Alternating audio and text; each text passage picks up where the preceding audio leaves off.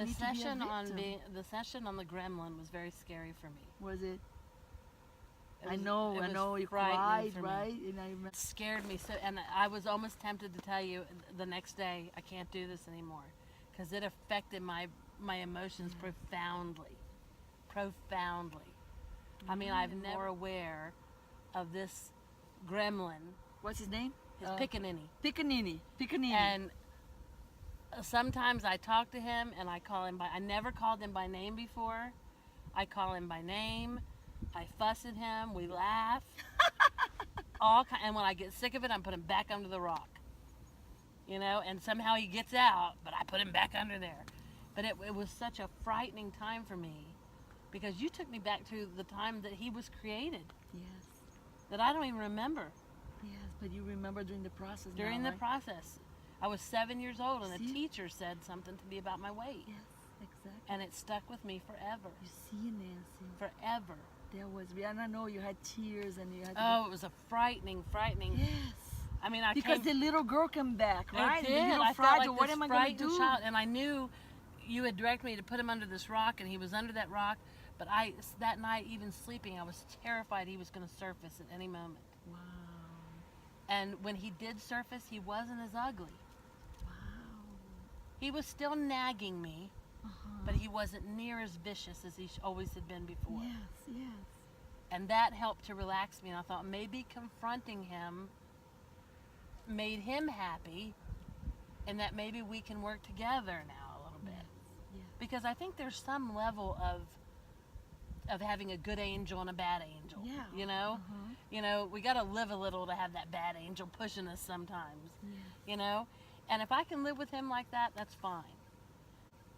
But if he's going to be the negative, horrible Gremlin that he's been since I was 7 years old, he's going to have to stay under the rock. Yes. And he knows that.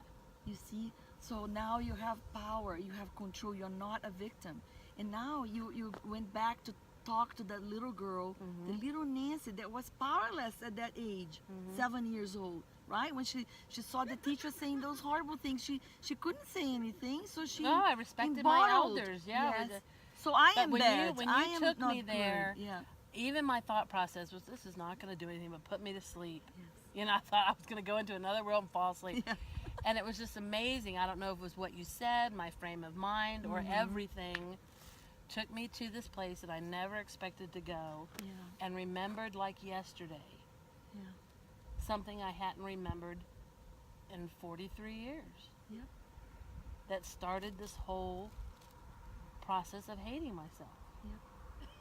See? Awesome. So now you know, it was revealed to you. You have clarity on that. And then you don't need, so now you're Every not. parent should do this. Yeah. This Just is to really learn important. Yeah. how, how you can fuck your kids up so bad. I know. That's one of the reasons I never wanted kids, because I didn't want to be responsible to screw them up. It's a good know, reason. It's just terrible the Yeah. way that parents screw up their children by Because things they say. Yeah, but it's also because And they don't know better. any better. They Exactly. don't know. Like But you our almost parents wish didn't know better. all parents could go through a course like Oh, this yeah. to understand what these little things you say to your kid that don't mean anything when you say How them, they are taking how they really hit on that wide open limbic system, Yep. because it's not been dealt with before. They are wide open to taking everything And in. teachers too. Teachers too, exactly. It's everything, you know. Right. Sometimes could be a friend saying something, a little kid bullying. You know, I have clients that have been After bullying. that memory, I had a few memories of kids saying things, but I was always very popular in school, so the kid stuff never bothered me. I was like, I was the teacher because they it was the teacher imagine that you're I a little looked girl. up to. You're a little girl. You look at the teacher like this. And she, to this day, You're like- is one of my favorite, elementary school teachers. I still think of her fondly. But I remember the day that she bent me over her leg and slapped me on the butt and said, Oh, "You're no. just a fat little thing. You're so cute." Oh. And she meant it in a totally endearing way. Wow. But that's not what I heard. Oh yeah. And I remember when she let me back up, there was big tears in my eyes, and she said, "Why are you crying?" And I said, "Because I thought you were going to yell at me. I didn't want to tell her you hurt my feelings. So I thought you were going to yell at me." And she says, "No, you do work." She followed it up with, "You do great work. You're so creative." But it was that one thing she had said to me that I couldn't get out of my head. Wow. You see, but now Nancy's a big girl now. Mhm. She's, she can take care of herself. Mhm. She can defend herself. She can choose for herself. You don't need to let your mind go to that place where you were a 7-year-old little girl looking at the teacher, that so she's big. When we're a kid, we look at our grown-ups and they're huge. Oh God, yeah. Right? Now, They're like gods. Now they don't, but Yeah. then anyone older, a teacher, anyone like that was, we worshiped them. They were Yeah, everything. exactly. So So if they are saying this, it must be it true. must be true. And then you went on a path of, okay, so I am fat, Mhm. I'm not good, I'm this, and then you became that because that's where you thought you had to be.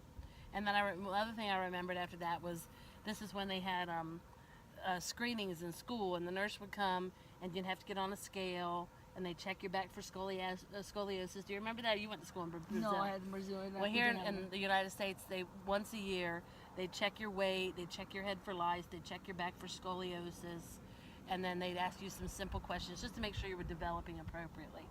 And I remember whenever I would get on the scale, all the kids would laugh, and that was horrible. Oh, that's traumatizing. And I thought, and now that I'm an adult, I thought, God, do that in private.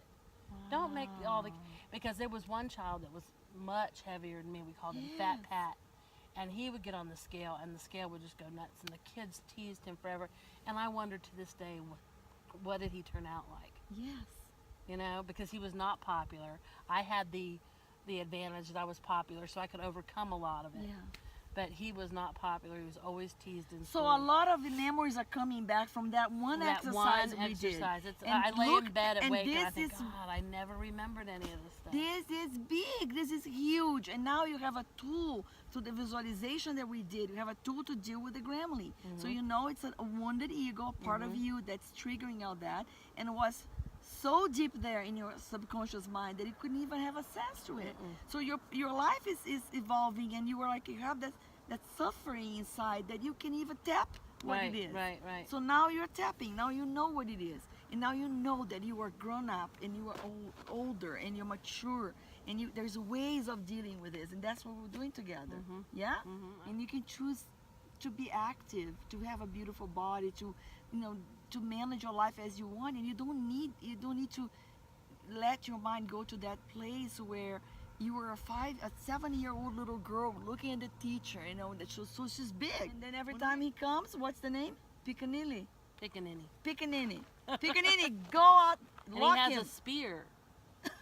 And he pokes me. You drew it, right? Yeah, I drew a love the picture draw, of it. yeah. He pokes me, and I'm like, stop with the poking. So a lot of times he comes out now, he doesn't have the spear.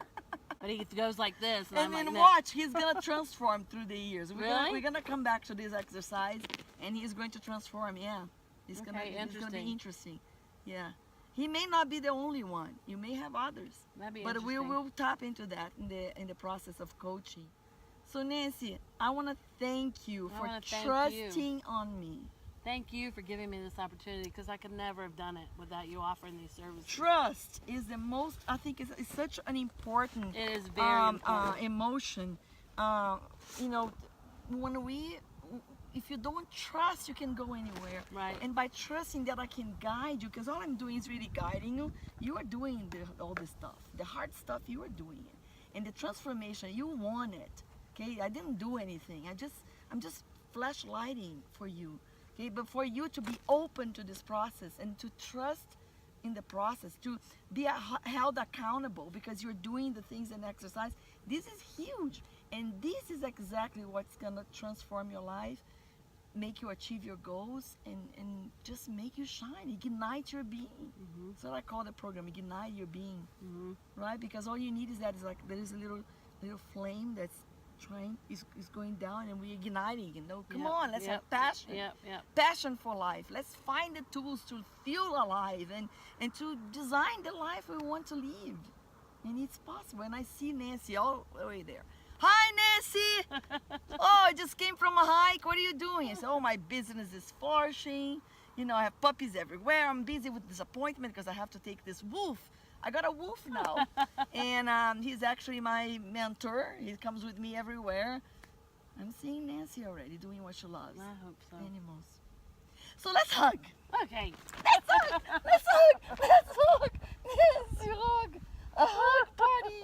A hug party. You're such a good hugger. I'm a hugger. We love to hug, right?